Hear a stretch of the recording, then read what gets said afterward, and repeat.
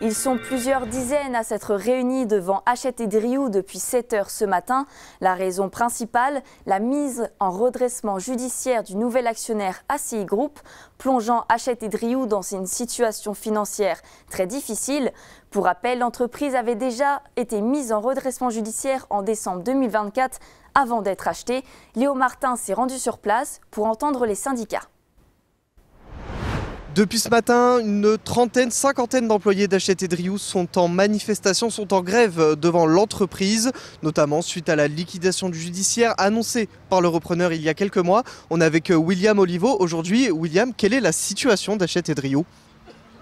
Très compliqué et trésorerie très faible. Donc pourquoi on fait cette manifestation ?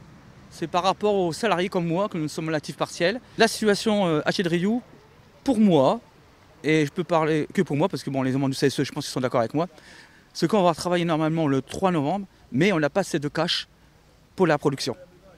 Pour moi, le BFR, le budget fonds de roulement, il faut au moins 2 millions d'euros, et qu'on ne les a pas.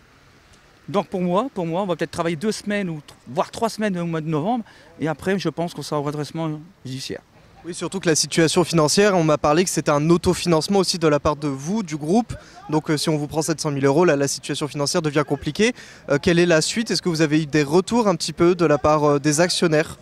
Alors depuis, comme par hasard, depuis le 25 septembre, plus de son, plus d'image.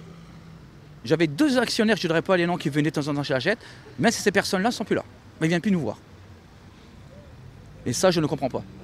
Car avant, quand on faisait réunion plein air du CSE, on avait toujours un actionnaire avec nous. Et là, on n'a plus personne. Cet après-midi, la manifestation devrait continuer avec une marche jusque devant la mairie à partir de 15 h 30. Ils seront notamment reçus par Quentin Brière, le maire de Saint-Dizier.